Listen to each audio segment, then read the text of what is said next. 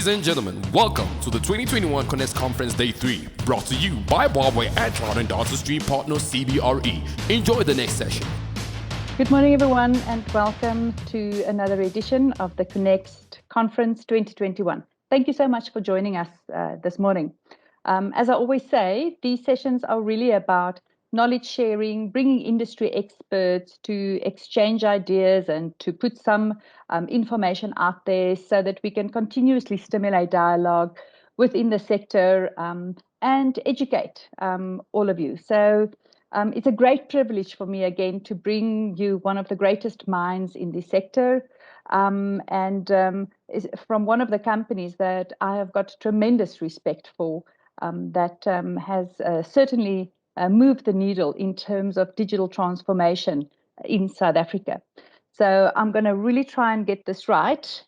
So this morning we're joined by Archimides Panagiotides. Archimedes, I'm going to ask you to get that right for us because that's a tongue twister. But by way of introduction, Archimedes has been involved in the software industry for the past almost 30 years, working for a variety of companies, including IBM, Dimension Data, and most recently Software AG. And he's also been a part of several successful startups over the years. So he's also got a great appreciation and understanding of the value software can provide to organizations.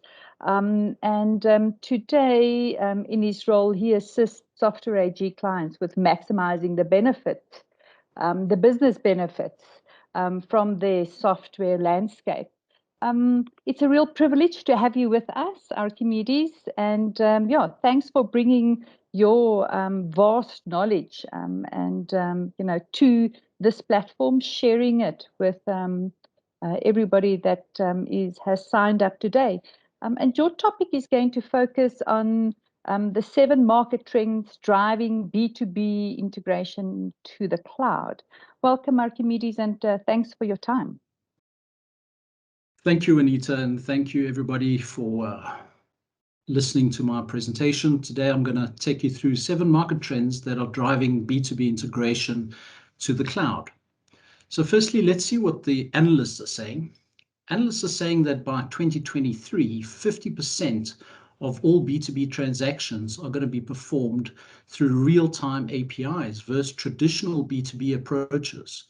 But that leaves another 50% on traditional platforms and traditional B2B approaches. Let's look at the landscape that's changing the way businesses are addressing their digital enablement.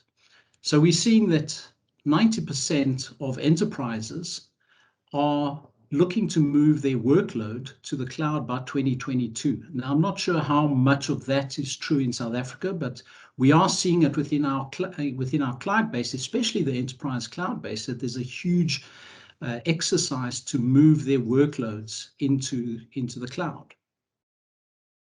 We're also seeing that the top 1,000 companies around the world are being disrupted in their supply chain. This is predominantly caused by the pandemic and by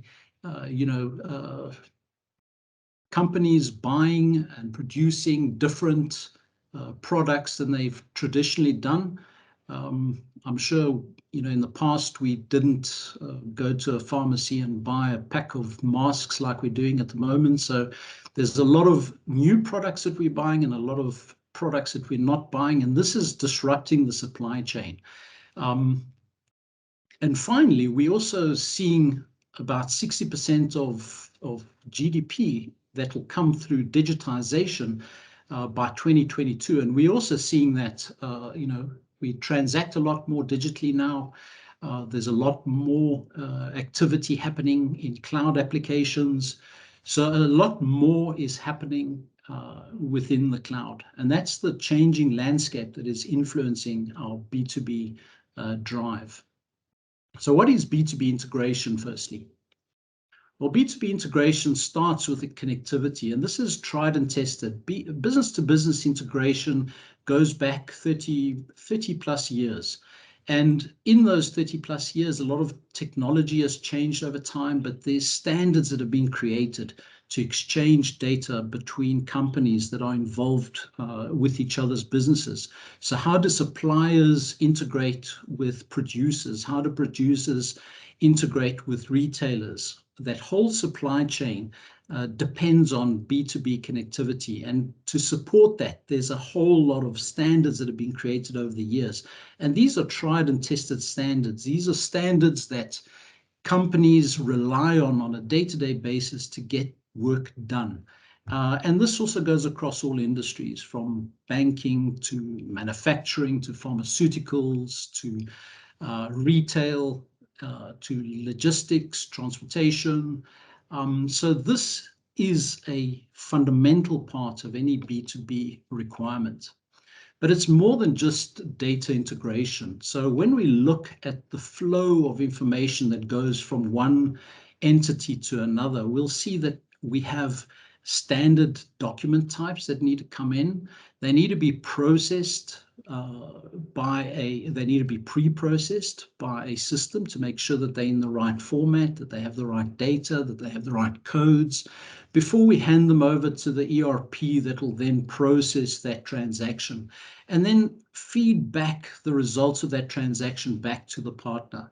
And all of this is what we talk about when we talk about B2B integration. It is the gateway that requires that will protect the organization. It is the interfaces for both internal and external users. It is the pre and post-processing capabilities of the platform, making sure that the data is in the right formats, in the right structures. And it's the integration into the back-end systems that then perform the transactions that are required by the integration. So when we look at that, we have to think about the visibility that it provides us. So when we talk about global supply chains or even local supply chains, visibility is very important. What is happening? Where's my product? Where's my raw material? Where are my orders? Where are my invoices? We need to be able to have that visibility within our organization to be able to make decisions. We depend on all those standards. So those standards are tried and tested. We need to make sure that those are still the standards going forward. And slowly, evolutionary, those standards will change. But right now, they are part of the infrastructure. And whenever we're looking at migrating our B2B integration, we should be always considering these standards.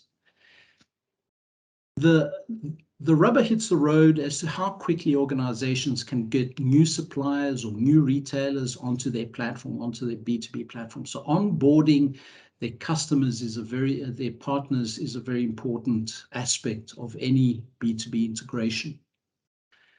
Then the access, making sure that there's security, making sure that we are encrypting documents. This is sensitive integration between two entities. You don't want anybody leaking in data or leaking out data. So access and controlling that access, controlling the integrity of that data is very important. And finally, scalability. We have to understand that, especially when we talk about global supply chains have millions of transactions on a daily basis. All those transactions have to be performed accurately and efficiently. And it's constantly growing. New product lines get put in, new suppliers get accessed, new retail markets get produced. Scalability has to be there as part of the integration, the B2B integration. And to be able to do these 5 things is then to be able to have the trust that you can integrate into your partner network. So, coming to the trends that are driving these B2B transactions to the cloud.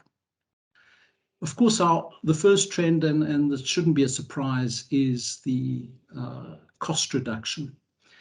This is obvious. Most companies are looking to drive down the cost of their IT infrastructure.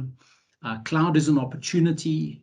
You can get rid of servers, you can get rid of maintenance cycles.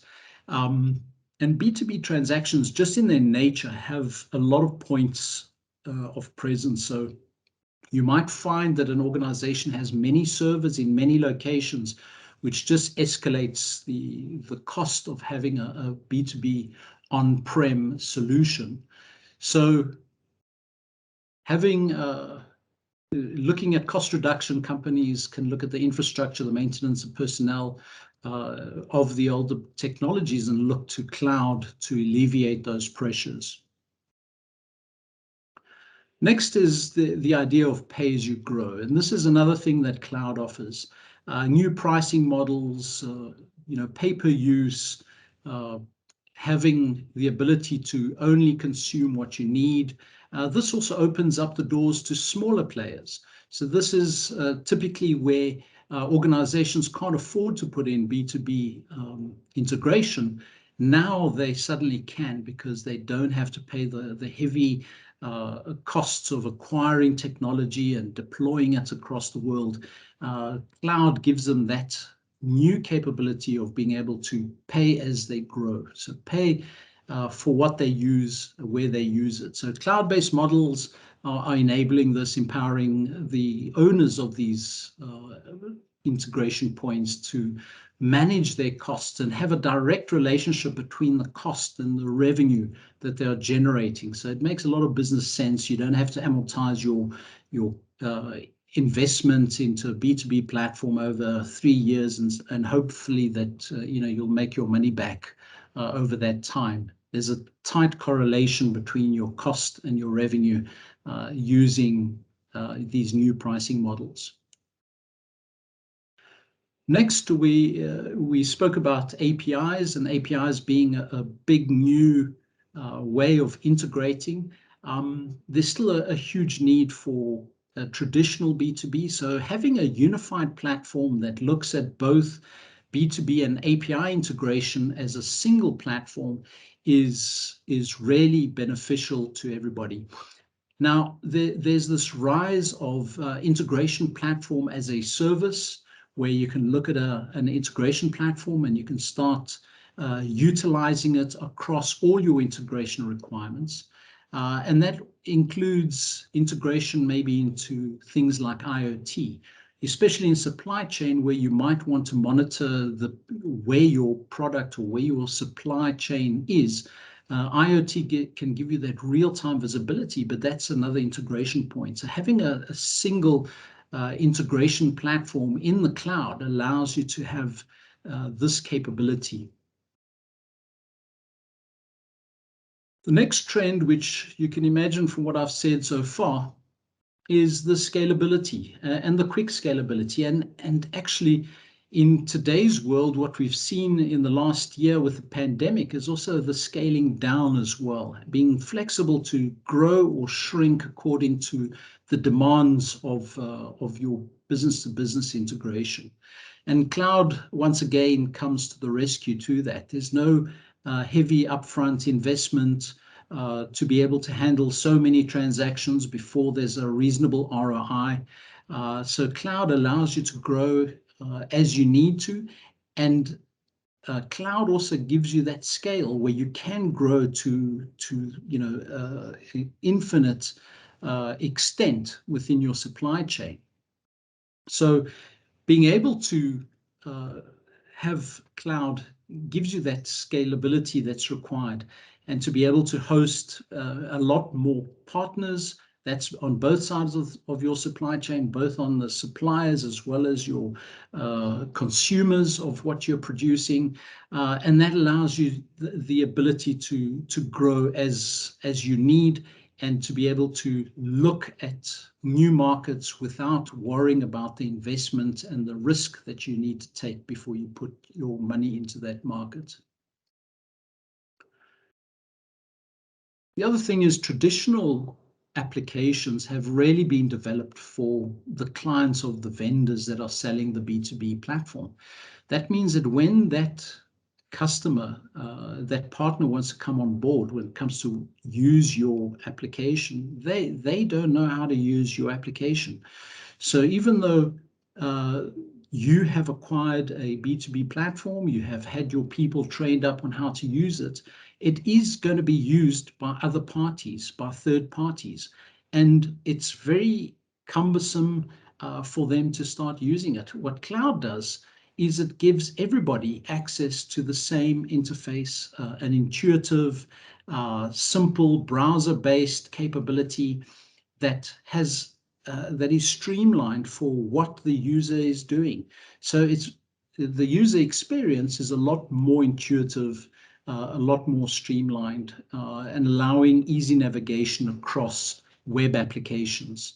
So the improved user experience is really part of what cloud has to offer us with SaaS and iPaaS solutions, rather than closed applications that need to be, training needs to be rendered before they could be used. Then the bread and butter of any B2B platform is how quickly you can bring partners on board.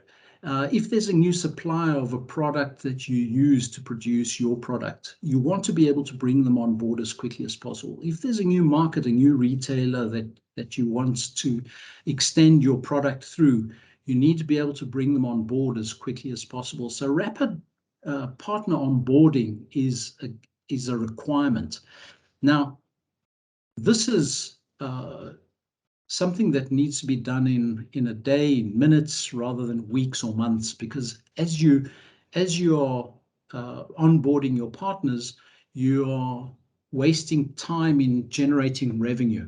So as soon as you've brought on your partner, that's when you start making money with them. And there's a lot of requirements when you're onboarding partners. You need documentation that needs to flow backwards and forward, contracts that need to be signed, and all this is facilitated by a cloud platform. Far better and far easier than having a disparate system creating that contract, that communication mechanism for the different partners. The other thing that within rapid partner onboarding is with cloud, you can have templates. You can say, if it's this kind of partner, here's the documentation required.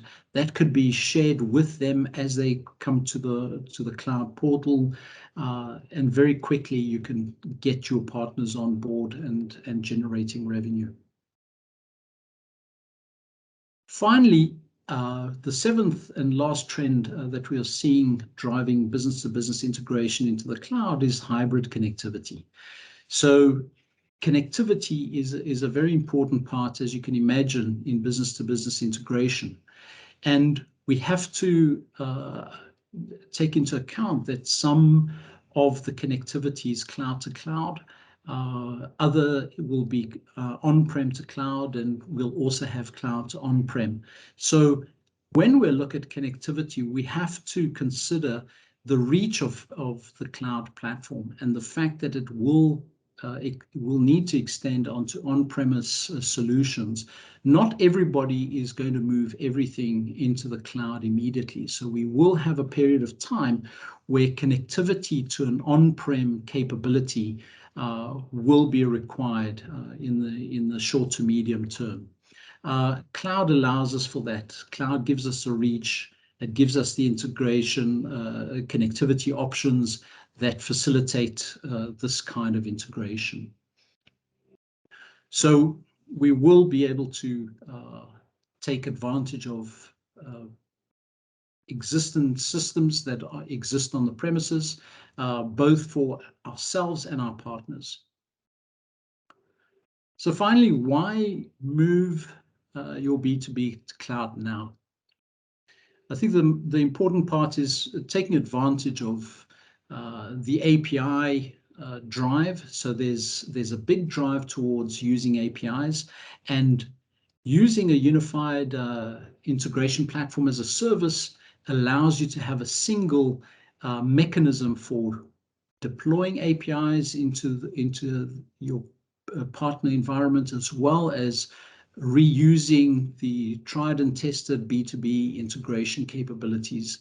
So taking advantage of what is being moved to cloud to drive your business-to-business integration. Taking advantage of cloud-based platforms. Cloud-based platforms, all you're required to install on your environment is a browser. The rest is sitting in the cloud. So how can you speed up your integration? Is all you need is a browser. So cloud platforms allow us to do that. And finally, the end-to-end monitoring. There's everything that will be used to give you the visibility will be available within your cloud environment. And that will give you then the end-to-end visibility in your supply chains, into your integration points, what is working, what has failed, what targets are we going to miss. And with that, I'd like to thank you for your attention. Thank you very much. Thank you, Archimedes. That was really very interesting and very informative, and thank you for sharing that with us. You know, we're all in the tech sector now. I'm always like, you know, so there's so much stuff going around, you know, terminologies and new words and things pop up. And I mean, a lot of the terminology you use today, 5 years ago, you know, wasn't even around. And, you know, we sort of, you know, make it up as we go along. Do you think, you know, as a professional, that you know, CIOs, CXOs find this daunting, and that there's, you know, that it slows them down when it comes to decision making? Or do you find that the sector has caught up with, you know, the whole moving to the cloud concept and what it stands for? I think the moving to the cloud is a daunting thing. And the reason it's totally different. You have to look at how you deploy your applications in a totally different way. There's different challenges to deploying them in your data center. And really, CIOs and IT managers need to really understand that, because there's a lot of new aspects that they need to ramp themselves up on, and they need to also forget a lot of the learnings that they've had in the past, because they don't apply anymore, and you can't hold yourself back by still looking at that. So there is that daunting aspect of moving to the cloud, but it isn't something that isn't doable. And you'll find that most of our clients are looking at this. They having new hires, that they're bringing in expertise that is available in the market to augment their teams, to give them that insight. So it isn't something that you have to learn. You can bring in that expertise from the outside to help you accelerate the process. There's always friction, because, you know, everything's been working well so far. Why should we change? There's always the friction of, you know, why change now? And for us, we support both sides of that story. And we really like to take our customers on that journey together and make it as painless as possible. Then I think a final question from my side, and, you know, I just have to ask it because it's the times that we're living in, is what has the impact been on COVID, you know, and how has it changed IT managers and CIOs, CTOs' views of cloud adoption in any way or form? Or has it not, in your opinion, really made that, or has it gone up and slowed down? Or is there a certain pattern, you know, that you've seen arise? I think what I saw last year, especially when we were in lockdown and people were trying to rearrange how they were doing things, we saw an up-ramp on cloud adoption, on digitization of processes, to be able to digitize processes, you have to integrate systems. You had to integrate into your ecosystem. And there were opportunities where if you could do that quicker, because you could step ahead of your competition if you could do that quicker. So there was an appetite for change last year.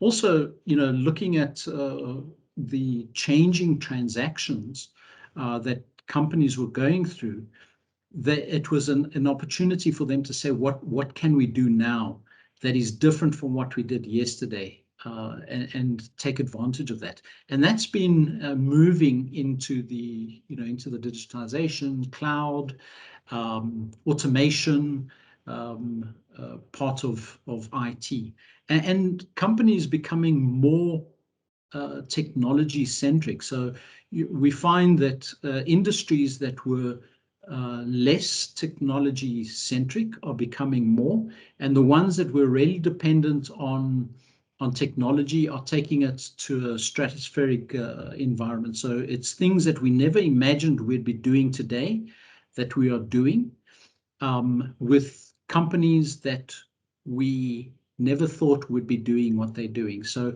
it has become, digitalization has become the new wave of what needs to be done. It certainly is for me an incredibly, I feel incredibly fortunate to be part of this whole move. And who would have thought in January of 2020 that we would be catapulted into doing what we're doing and really truly, being part of what is called the fourth industrial revolution. There were still the naysayers about talking about this and saying, what is this whole fourth industrial revolution thing? And I think today we just have to look around and, we just know that we're a part of it and that we're living this. But thank you, Mr. Panagiotides. I got it right this time.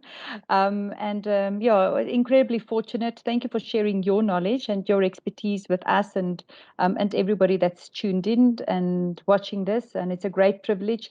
Thank you to Software AG as well for always supporting the work of the Digital Council and help us to digitalize Africa as we go on this journey. Thanks so much and have a great day further. Thank you, you too. Ladies and gentlemen, we trust you enjoyed the session. Thank you to all our sponsors and partners for helping us bring this event to you.